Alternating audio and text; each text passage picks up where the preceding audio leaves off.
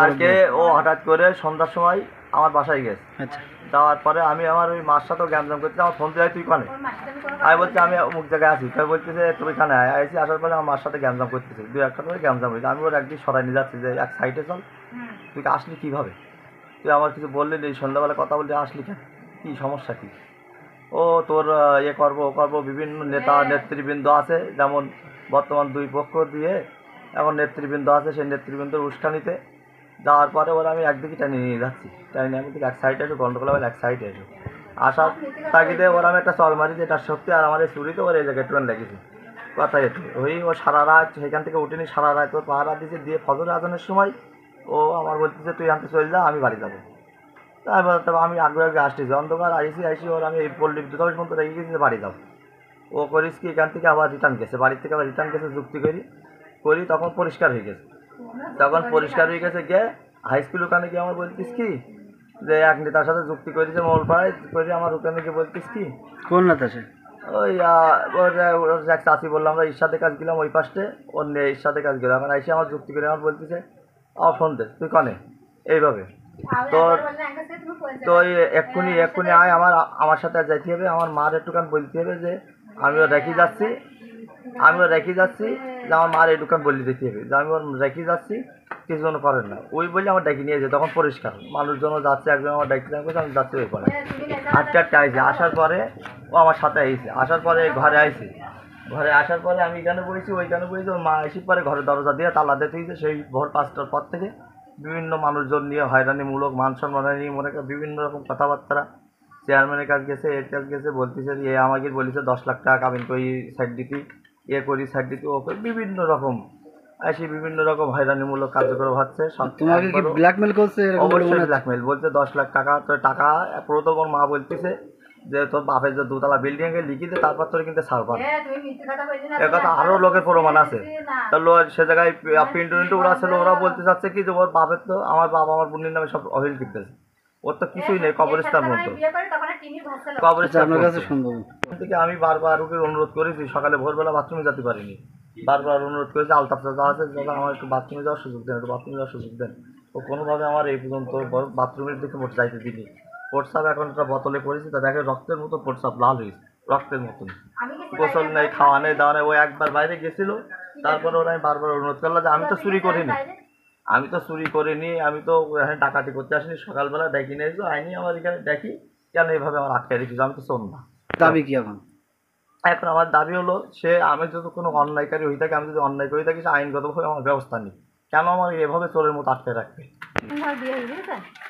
বিয়ে হওয়ার পরে ও কোনোদিন আমার বাড়ি যায়নি ওদের বাসায়। আচ্ছা, ওখানে তো ওর সাথে আমি আমার কথাবার্তা হয়। আমার বিয়ে হয়েছে কতদিন? 4 বছর। আচ্ছা, 4 বছর ঘর সংসার হয়েছে না? একবার হচ্ছে ঘর ভাড়া করে রাখার পরে এবার ও হচ্ছে আমার ওখানে শোনেন, এবার হচ্ছে না 4 বছর বিয়ে হওয়ার পরে ও আমার কোনোদিন নিয়ে যায়নি ওর বাসায়। ও মাঝে সাথে আসা যাওয়া করে। আপনার কি ঘর ভাড়া রাখছিল কোথাও? ও লখড়ে ঘর ভাড়া রাখছিল। কতদিন ছিলেন ওখানে? 19 দিন কি 20 দিন হবে হয়তো। আচ্ছা, ওর বউ বাচ্চা আছে? না, আগে বলছিল সেই বউতে কেস ছিল, তাই আপনার কি বিয়ে হয়েছিল?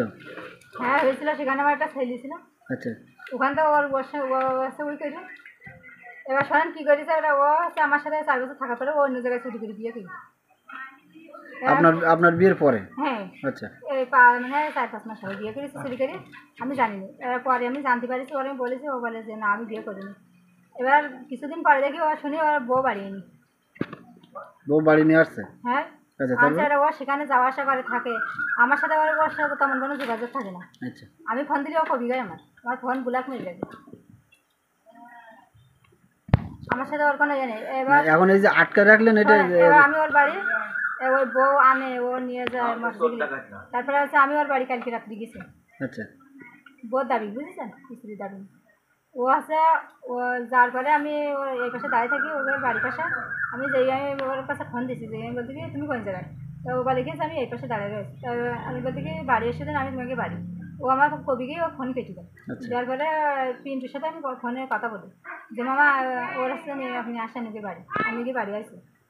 এবার ও তখনই আসে পিন্টুর সাথে, শীত আমার কবি গায়ে ও মাতি দেয়। তারপরে ওই পাশে ট্রেনে নিয়ে ওই পাশে বাড়ির পাশে বাগানের ওখানে নিয়ে ও আমার হচ্ছে মারে। কে মারে? ইমরান। আচ্ছা, দেখেন আপনারা কোনো দাগ আসছে না? হ্যাঁ দেখছি, তবে বলেন। মেয়েরই ওই পাশে আছে ওই বাড়ি বাগানের ওখানে নিয়ে আমার গলা ঠেলা টিভি ধরে এরকম ই করি করার পরে ও আমার রাস্তায় উঠাই দেয়। সারা রাত আমি সেই রাস্তায় থাকি। আচ্ছা, তুই এখন আটকানোর কারণটা কি? রাস্তা থাকার পরে ও আমার হচ্ছে বাড়ি বাটা দেখেছে রাস্তায় দাঁড়াতে দেবে না।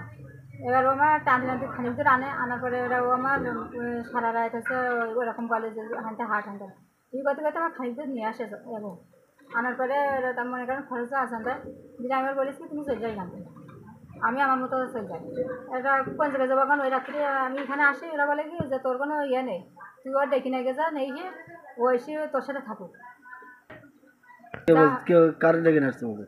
ওই ইমরানের ডেকে আনতে বলে আমি। কে বলছে? আরাম। আচ্ছা, বলার ফলে ওরা হচ্ছে ওরা আমি আভাস হয়ে যাই যে আমি তো একটা মেয়ে মানুষ না, আচ্ছা। ওর মা যদি ছেলে হয়েছে ওর মা যদি জায়গা না দেয় তা আমার মা জায়গা দেবে কেন আমার? এখন আপনার এই আটকে রাখছেন কিসের জন্য? এটা স্বামী স্ত্রীর জন্য, আপনারা তো তো কোনো ওরা ওই কথা বলে আমি আবার যাই ফিরি যেই খানিক দূর যেই আমি বলি কি তুমি হচ্ছে আসো না, আসলে ওরা আমার বাড়ি জায়গা দেবে না, তুমি এসে বলো যে কি করবা। ও বলে কি যে তাহলে বলবেন যে ইমরান আর তানিয়ার আটকা রাখছেন কেন? ইমরান আর তানিয়ার আটকা রাখিছি, মেয়েটা 4 বছর বিয়ে হয়েছে, বাচ্চা কাচ্চা ফেলাই রেখে এসে ও ঠিক মতো দেখাশোনা করে না। ও বাড়ি আসে চোরের মতন চলে যায়, কেউ দেখতেই পায় না। তুই যদি বিয়ে শাদী করেছিস, শ্বশুর শাশুড়ি সবাই আছি আমরা, তুই ভালোভাবে আয় বয় খা থাক, তোর তো কোনো সমস্যা, তুই বিয়ে করেছিস। ও আসে না, ও আসে চোরের মতন রাত্রি, আবার রাত্রি চলে যায়, আবার ও ভাষণ দেয় আমি বিয়ে শাদী করিনি। ওর মা বলে আমার ছেলে কথা কয় না, বিয়ে শাদী করিনি।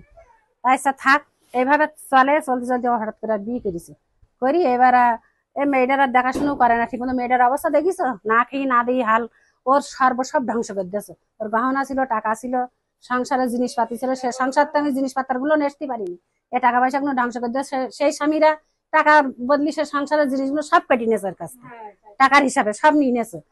নিয়ে একেবারে নিঃস্ব করে দিয়ে তুই আবার একটা বিয়ে শাদী করেছিস, তাহলে তার উপায়টা কি? এবারে মেয়েটা নিয়ে যায় না বলি ও কালকে হঠাৎ করে বাড়ি যাই উঠিছে, উঠলে ওর বাড়িও জায়গা দেয়নি। উঠোনে টেনি হয়েছিল, নামড়াইছে বাগানের মধ্যে টেনি নিয়ে গেছে, নিয়ে লোকের বাড়ি বাগানের মধ্যে রেখে দিয়ে সারা রাত রেখি ফরজের রক্তে রাস্তায় টেনি থুই গেছে টানতে টানতে থুই গেলি। এবার ও মেয়ে বাড়ি আসলি তো আমরা তো জায়গা দেবো না, না দেওয়ার পরে আমি ওই মেয়েটা আমি আবার নিয়ে গেছি ব্যাগে নিয়ে মিল ঘরেরও কিনতে। আমি বললাম কি ঈর্ষাদের কাছে যাই, মেম্বারের কাছে। মেম্বার বলে কেসে আছে তুমি নাই বাড়ি গিয়ে রেখে এসো। তাই আছি বাবা আমি যাইতে পারবো না ওর বাড়ি রাখতে। তাই এবার ও বলতিস কি তাহলে থাক, বাড়ি আমি যাব না, মা বাপ তোমার বাড়ি উঠতে দেবে না। তা না করি ওর ডেকি হচ্ছে আমার মার সাথে বাপের সাথে মিলতাল করি রেখে আসো। ওর কোন ভাষায় আমরা মিলতাল করি রাখবো বলো? বলেন। আমার নাম তানিয়া সুলতান। আচ্ছা, কি হয়েছে বলেন তো? আমার এক জায়গায় বিয়ে হয়েছিল, সেখানে আমার সন্তান রয়েছে, সংসার সবকিছু আছে। সেখান থেকে ও আমার ওখান থেকে জোর করি মানে